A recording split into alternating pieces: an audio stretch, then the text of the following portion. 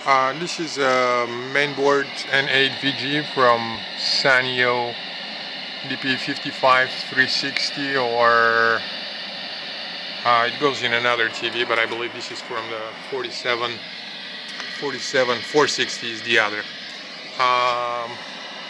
This is a proof of functionality. This is the customer's board. Those are the unique signs that are left by the customer, just to make sure that the board is working. This is the TV,